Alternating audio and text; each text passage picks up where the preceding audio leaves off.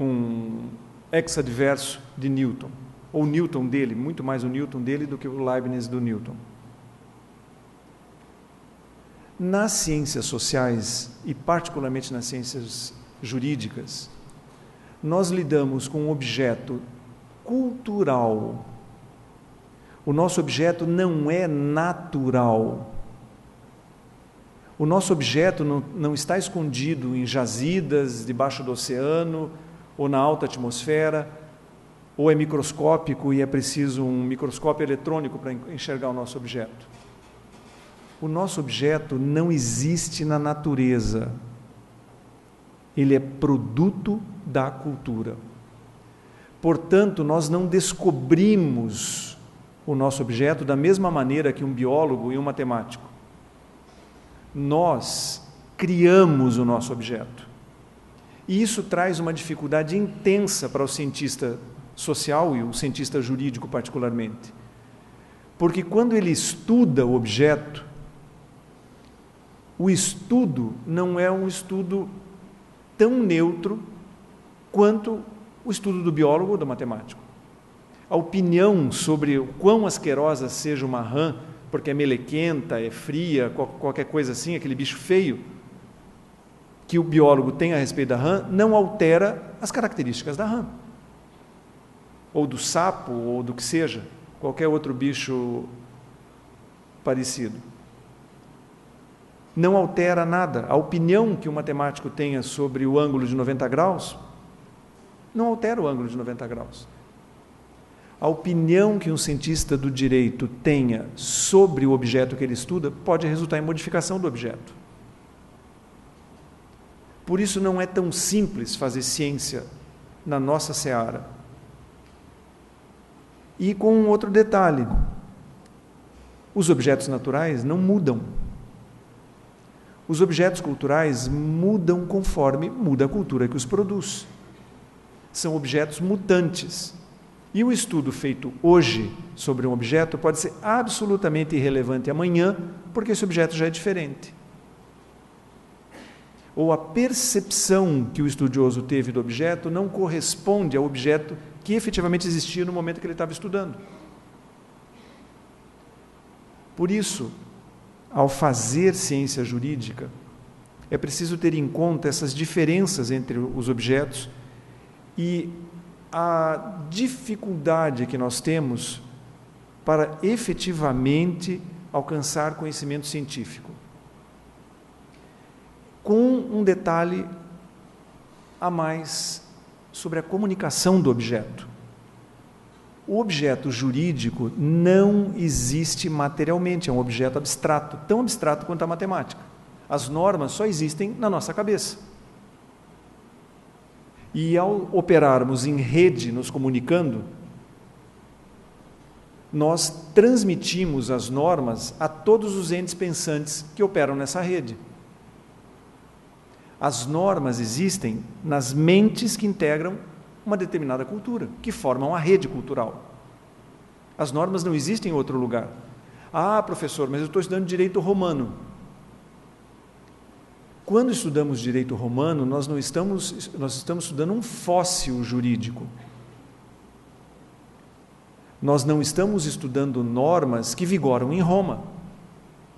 E se os romanos não tivessem a escrita, teríamos condição de estudar esse fóssil?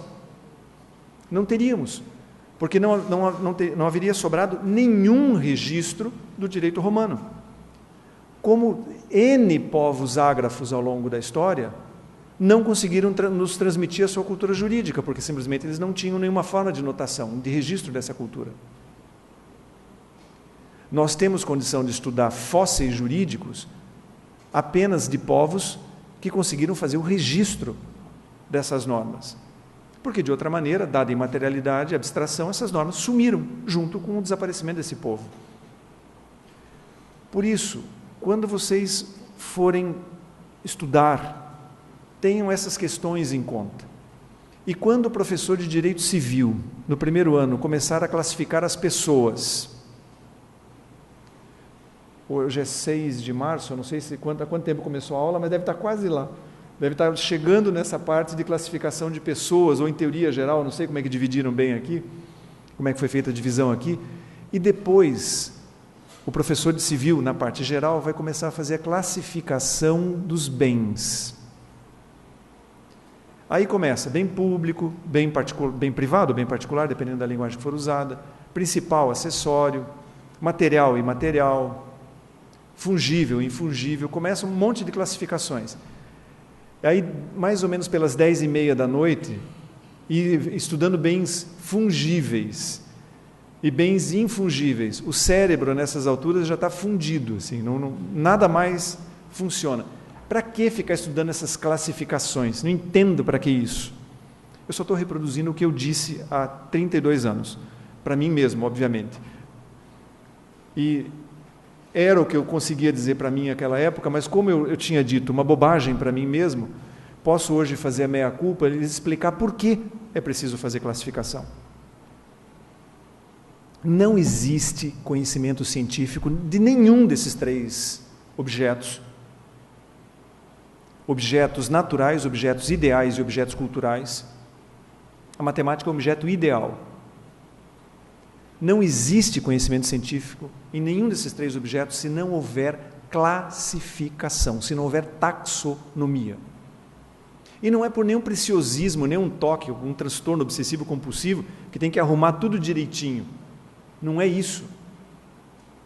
Se nós olharmos, formos aí para a rua, imaginando que fosse de dia, e olharmos o canteiro aqui na frente, no meio da avenida,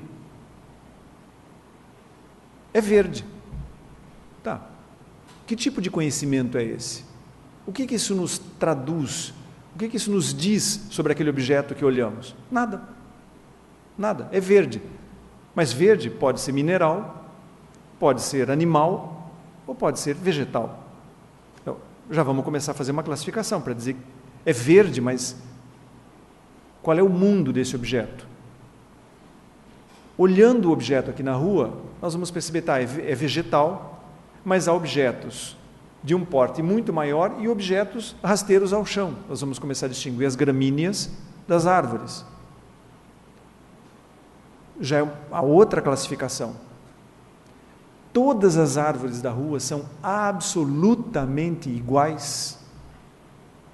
Ou ainda que sejam da mesma espécie, há variações entre elas? Existem variações.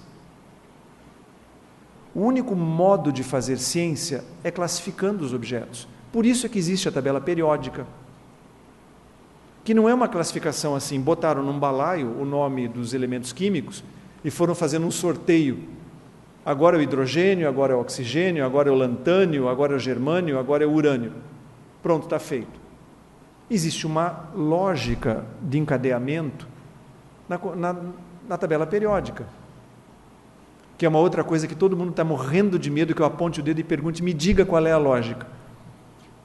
Porque é um outro ponto que nos une, também uma dificuldade bastante importante em química inorgânica e química orgânica, fazer aquelas cadeias imensas de carbono.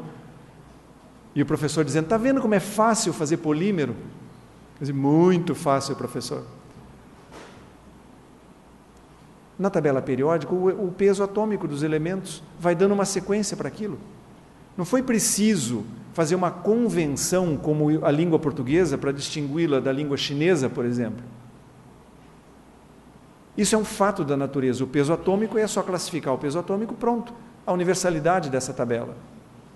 Com a tabela de Linneu, que classifica os entes vivos, já não foi tão simples fazer o acordo. Mesmo porque os nomes dados aos entes vivos são nomes dados em idiomas que são a raiz do Ocidente, o grego e o latim. A universalização disso não foi tão simples, à medida que a raiz disso tudo é ocidental. Mas também acabou se tornando o modo hegemônico de classificar os entes vivos. Nós, operadores jurídicos, estudantes do direito, todos nós somos estudantes do direito, nem vou colocar a mesa como mestres do direito, porque a gente só se torna mestre do direito estudando, sempre. É só uma diferença quando diz que é mestre em direito, doutor em direito, o tempo que está estudando, é a única diferença. em relação a quem entrou hoje na faculdade, é o tempo que a gente está estudando. Nós também precisamos classificar os nossos objetos. Imaginem sem classificação dos bens. Como é que se vai definir um objeto no âmbito público, no âmbito privado da vida das pessoas? Como é que se vai se definir se um determinado objeto, material ou imaterial, é relevante, pode ou não ser susceptível a algum tipo de ato gravoso para garantir uma dívida de alguém, por exemplo? Se a gente não sabe, se a gente não distingue entre o que é público e o que é privado no que toca aos bens, por exemplo. Ou levando as raias do absurdo, cedo, na hora do lanche, hoje, em empréstimo R$10, porque a pessoa que me pediu dinheiro acabou se esquecendo, está sem dinheiro e está indo para a cantina, os R$10. E amanhã exijo de volta a mesma cédula. Eu quero de volta aquela cédula número tal de R$10. Uma loucura, é uma incompreensão de uma das classificações dos bens, que são bens fungíveis e infungíveis. Por isso é que vocês estudarão metodicamente classificação de objetos. A diferença do biólogo é que ele pega os objetos e espeta num isopor. E nós não conseguimos fazer isso, espetar os nossos objetos num isopor e colocar num vidro depois para as pessoas verem, porque os nossos objetos são imateriais. Mas nem por isso eles são inexistentes. A imaterialidade não significa inexistência. E vou demonstrar isso por meio da música, buscando o auxílio luxuoso que nos deram aqui logo no começo. Se a música, se não houver notação musical nenhuma, esqueçam que existe partitura, até porque partitura é muito recente, 200 e poucos anos que existe notação musical. Imagine um povo há 2000 anos que não sabia, completamente ágrafo, sem nenhuma escrita, zero de escrita. Esse povo fazia música.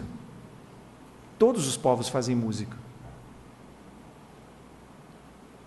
Sobrou alguma música que alguém fez em homenagem, ou por causa de um coração partido, alguma coisa? Essa música está em algum lugar? Ou ela morreu junto com aquele povo? Junto com quem tinha memória dela? Ela desapareceu, porque a música é imaterial. O que existe são registros. A materialidade é dos registros daquele ente imaterial que é a música. É fácil classificar a música? Ai, se eu te pego, é vaneirão ou é sertanejo universitário? Ou é brega simplesmente? Não é heavy metal. Classificar